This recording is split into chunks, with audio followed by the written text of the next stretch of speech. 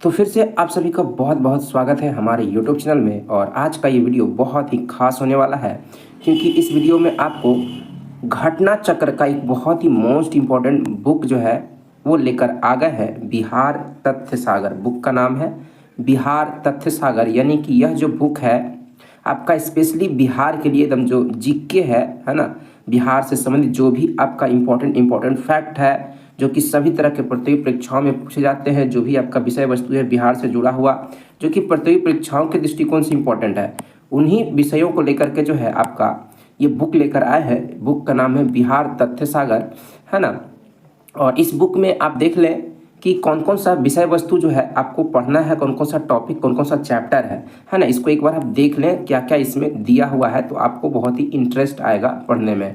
तो देखिए, पहला जो आपका चैप्टर है बिहार एक विहंगावलोकन, यानी कि बिहार का जो बेसिक है परिचय है ना, जो बिहार से संबंधित जो परिचय है वो आपको पहला चैप्टर में पूरा डिटेल में दिया हुआ है। फिर बिहार में आपका जाति आधारित जनगणना जो हुआ था 2022-23 में, उसका पूरा डिटेलिंग दिया है। बिहार का इतिहास पूरा आपको दिया है। बिहार का भूगोल आपको इस बुक में दिया हुआ है ना। पर्यावरण जलवायु परिवर्तन के संबंध में बिहार का क्या कैसा योगदान है ना, उसका वर्णन है। बिहार की राज्य व्यवस्था का भी वर्णन है ना। बिहार की अर्थव्यवस्था का भी वर्णन आपको इस चैप्टर में, इस बुक में आपको देखने को मिलेगा, है ना। बिहार में खनिज संसाधन से संबंधित जो भी आपका चीज़ें हैं वो भी आपको देखने को मिलेगा। बिहार में उद्योग कारखाने से संबंधित फैक्ट आपको देखने को मिलेगा।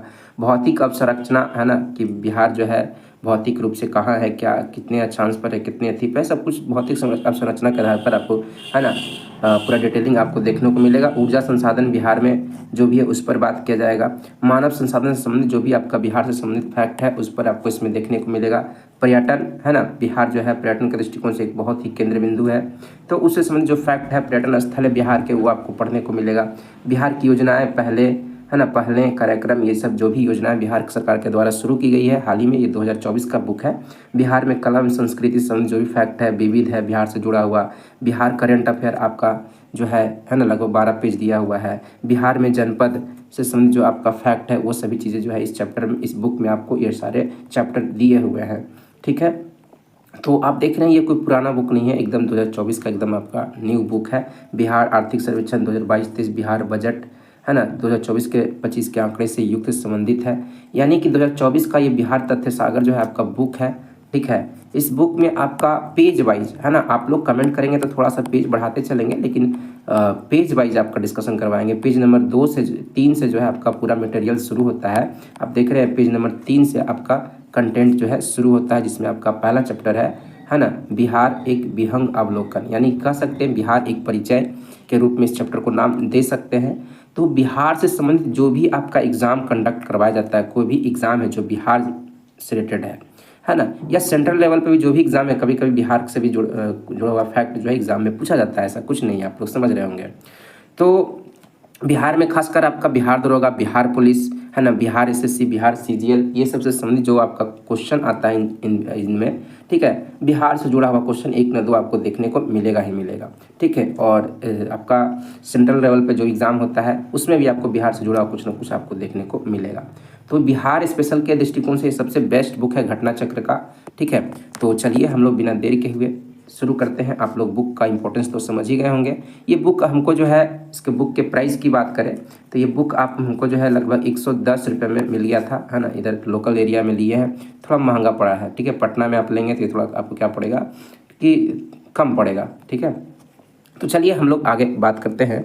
और यहाँ पे लिखा हुआ है बिहार भारत के पूर्वी भाग में अवस्थित है। याद रखेंगे बिहार जो भारत के पूर्वी भाग में अवस्थित एक राज्य है। ये राज्य पूर्णतः स्थल रुद्ध है ना, लैंड लॉक्ड ये आपका स्टेट है। बिहार जो है ना लैंड लॉक्ड आपका स्टेट है। कहने का मतलब बिहार के आसपास अगल बगल में कोई समुद्री एरिया नहीं है, तटीय क्षेत्र नहीं है। तो ऐसे क्षेत्र को, ऐसे राज्यों को या ऐसे देशों को जिसके चारों तरफ है ना सी समुद्र नहीं होता है, तट रेखा नहीं होता, समुद्री तट नहीं होता है, तो उसको लैंड लॉक्ड कंट्री या स्टेट कहा जाता है, ठीक है। बिहार पूर्व में अपेक्षाकृत नमी वाले पश्चिमी बंगाल तथा यानी कि पूरब में आपका पश्चिम बंगाल से बिहार जो है जुड़ा हुआ है, तथा पश्चिम में उपाद्र आपका उत्तर प्रदेश राज्य के मध्य अवस्थित है। यानी कि बिहार जो है ना, बिहार के पूरब में, इधर पूरब साइड पड़ता है, पूरब में आपका बंगाल है, क्या है, बंगाल है। और पश्चिम में आपका जो है यूपी है। क्या है, पश्चिम में यूपी है। यह अब है ना, यह अब बिहार को जलवायु के दृष्टिकोण से संकटकालीन स्थिति प्रदान करता है। यह उत्तर प्रदेश में नेपाल तथा दक्षिण में उत्तर में नेपाल, उत्तर में जो है बिहार के उत्तर में नेपाल है, बिहार के उत्तर में नेपाल है तथा दक्षिण में झारखंड है। दक्षिण में क्या है आपका, झारखंड राज्य आपको देखने को मिलेगा। ठीक है, बिहार का इतिहास बेहद समृद्ध है, परंतु विकास एवं असीम संभावनाओं के बावजूद भी बिहार उस स्थिति को प्राप्त नहीं कर पाया है जिसका वह हकदार है। सही बात है, बिहार कहीं ना कहीं बहुत समृद्धशाली हर चीज़ में है, लेकिन यहाँ जो विकास जो है बिहार का नहीं हो पाया है ना। इसका बहुत सारा कारण है बिहार के विकास नहीं करने का। खैर उस पर हम लोग बाद में बात करेंगे। तो यहाँ पे बिहार की चौहद्दी हम लोग समझे कि उत्तर में क्या है, बिहार के उत्तर में नेपाल याद रखेंगे, पश्चिम में उत्तर प्रदेश, दक्षिण में झारखंड, पूरब में बंगाल। ठीक है, और बिहार जो है एक स्थल रुद्ध देश है, राज्य है, लैंड लॉक्ड आपका स्टेट है, ये भी आप ध्यान में रखेंगे। नेक्स्ट आपका देख रहे हैं है ना, थोड़ा सा जूम करते हैं ताकि आपको और अच्छे से दिखाई दे। जो नाम है हमारे राज्य का वो है बिहार। नाम क्या है, बिहार, है ना। माना जाता है कि संभवतः बौद्ध बिहारों की अधिकता के कारण जो है हमारे राज्य का नाम जो है बिहार पड़ा, है ना। बौद्ध बिहार जिसको मठ कहा जाता था, है ना, जब नालंदा विश्वविद्यालय था, जब है ना गौतम बुद्ध के समय में जो है बहुत सारे बिहारों का, बिहार एक तरह से मठ टाइप का जो एरिया होता है ना, जहाँ पे विद्या अध्ययन का कार्य किया जाता है उसको मठ कहा जाता है। तो इसकी संख्या बिहार में बहुत ज़्यादा थी, तो इसके आधार पर माना जाता है कि बौद्ध बिहारों की अधिकता के कारण जो है ना हमारे राज्य का नाम जो है बिहार रखा गया। बिहार की राजधानी पटना है, आप सभी को पता होगा, है ना। बिहार का स्थापना दिवस जो है 22 मार्च को मनाया जाता है, क्योंकि बिहार जो है आपका पश्चिम बंगाल से 22 मार्च 1912 को एकदम फाइनली अलग हुआ था, इसलिए है ना 22 मार्च को जो है बिहार का स्थापना दिवस मनाया जाता है। आप कमेंट करके बताएंगे कि 22 मार्च को तो बिहार का स्थापना दिवस मनाया ही जाता है, उसके अलावा और कौन सा दिवस मनाया जाता है ना। 22 मार्च को और कौन सा दिवस मनाया जाता है ये आप कमेंट करके बताएंगे, आपके लिए ये प्रश्न छोड़ रहे हैं। ठीक है, नेक्स्ट है आपका 12 दिसंबर 1911 को बिहार को बंगाल से पृथक प्रांत बनाने की घोषणा दिल्ली दरबार में जॉर्ज पंचम द्वारा की गई। बहुत इंपॉर्टेंट है ना।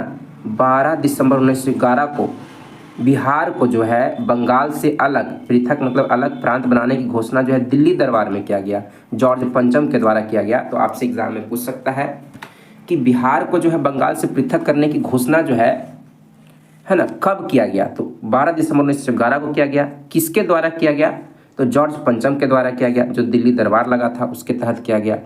फिर आपका है 22 मार्च 1912 को बिहार एवं उड़ीसा, वर्तमान उड़ीसा, संयुक्त रूप से प्रांत के गठन की घोषणा विधिवत जारी की गई। यानी कि जो वर्तमान में उड़ीसा है ना, वो आपका पहले जो था क्या था, 1912 में उड़ीसा बिहार में ही था। ठीक है, तो बिहार उड़ीसा मिलकर के संयुक्त रूप से है ना एक प्रांत का, एक राज्य का गठन करने की घोषणा विधिवत कर दी गई, जो कि 22 मार्च 1912 को हुआ। और इस प्रकार से बिहार एक पश्चिम बंगाल से अलग होकर एक नया राज्य 22 मार्च 1912 को तैयार हो गया। इससे पूर्व बिहार अविभाजित बंगाल का भाग था, यानी कि 22 मार्च 1912 से पहले बिहार जो था बंगाल का हिस्सा था। तत्कालीन वायसराय लॉर्ड हार्डिंग द्वितीय ने भारत सरकार अधिनियम 1912 के माध्यम से बिहार एवं उड़ीसा प्रांत की सीमाओं के साथ निर्माण के संबंध में अंतिम औपचारिक घोषणा की। ठीक है, तो लॉर्ड हार्डिंग द्वितीय याद रखेंगे। यहाँ पे वायसराय कौन था, आपसे पूछा जा सकता है कि जब बिहार जो है पश्चिम बंगाल से पृथक होकर एक नया राज्य बना था 1912 में, तो उसमें भारत का वायसराय कौन था, तो लॉर्ड हार्डिंग द्वितीय याद रखेंगे। नेक्स्ट है आपका वर्ष 1912 में से पूर्व बिहार ग्रेटर बंगाल के एक हिस्से के रूप में एक उपराज्यपाल एवं कलकत्ता में उनके सचिवालय द्वारा शासित होता था।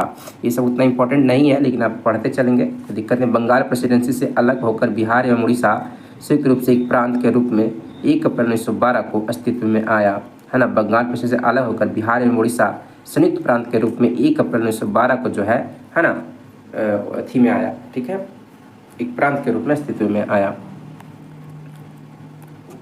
28 मार्च 1936 को बिहार के लिए एक पृथक विधान परिषद के गठन का आदेश पारित किया गया, याद रखेंगे, है ना। 28 मार्च 1936 को बिहार के लिए पृथक विधान परिषद के गठन की आदेश पारित किया गया। 1 अप्रैल 1936 को बिहार एवं उड़ीसा वर्तमान उड़ीसा दोनों अलग अलग राज्य के रूप में अस्तित्व में आए। ठीक है, नेक्स्ट आपका है, थोड़ा सा और जूम कर लेते हैं। नेक्स्ट है आपका 25 अप्रैल 2000 को पृथक राज्य झारखंड के गठन के लिए बिहार राज्य पुनर्गठन विधेयक 2000 को स्वीकृति प्रदान किया गया, है ना। तो अब बिहार राज्य पुनर्गठन विधेयक 2000 के तहत जो है झारखंड को जो है ना, एक पृथक राज्य के लिए 25 अप्रैल 2000 को क्या किया गया, एक पृथक राज्य झारखंड के लिए एक विधेयक पारित किया गया 2020, बिहार राज्य पुनर्गठन विधेयक 2020। फिर 2 अगस्त 2000 को लोकसभा ने एवं 11 अगस्त 2000 को राज्यसभा ने, है ना, बिहार राज्य पुनर्गठन विधेयक 2000 को पारित किया। फिर आपका 25 अगस्त 2000 को विधेयक पर तत्कालीन राष्ट्रपति KR नारायण, ये बहुत इंपॉर्टेंट है, जो इंपॉर्टेंट फैक्ट रहेगा ना उसको हम खुद आपको कह देंगे कि ये इंपॉर्टेंट है, इसको समझने का प्रयास कीजिए। ठीक है, 25 अगस्त 2000 को विधेयक पर तत्कालीन राष्ट्रपति डॉक्टर कौन थे, KR नारायणन की मंजूरी के साथ ही बिहार राज्य 2 हिस्सों में विभाजित हो गया। तो यानी कि आपसे पूछेगा कि जब बिहार से झारखंड अलग हो रहा था तो उस समय भारत के राष्ट्रपति कौन थे, तो KR नारायण एकदम याद रखेंगे। 15 नवंबर 2000 को झारखंड एक नए राज्य के रूप में अस्तित्व में आया और 15 नवंबर को झारखंड का दिवस भी मनाते हैं, झारखंड दिवस भी हम लोग मनाते हैं, है ना। फिर उच्च न्यायालय की बात करें तो पटना उच्च न्यायालय है ना, उच्च न्यायालय पटना है आपका। उच्च न्यायालय भवन की आधारशिला 1 दिसंबर 1913 को रखा गया था। पटना उच्च न्यायालय का जो भवन है उसकी आधारशिला आपका, है ना, 1913 में रखा गया था। और उस समय जो वाइसराय थे लॉर्ड हार्डिंग द्वितीय रखे थे और उन्हीं के द्वारा जो है लॉर्ड हार्डिंग द्वितीय के द्वारा 1 दिसंबर 1913 को, है ना, पटना उच्च न्यायालय के भवन की आधारशिला रखी गई थी। उच्च न्यायालय का उद्घाटन 3 फरवरी 1916 को हुआ था। पटना उच्च न्यायालय का उद्घाटन कब हुआ था, 3 फरवरी 1916 को किया गया था। पटना उच्च न्यायालय की स्थापना 9 फरवरी 1916 को कटक खंडपीठ के रूप में की गई। फिर क्षेत्रफल की दृष्टि से राज्यों में क्रम भारत में जो है बिहार भारत का 12वां क्षेत्रफल की दृष्टि से सबसे बड़ा राज्य है। जम्मू कश्मीर और पुनर्गठन के पश्चात सबसे बड़ा राज्य है।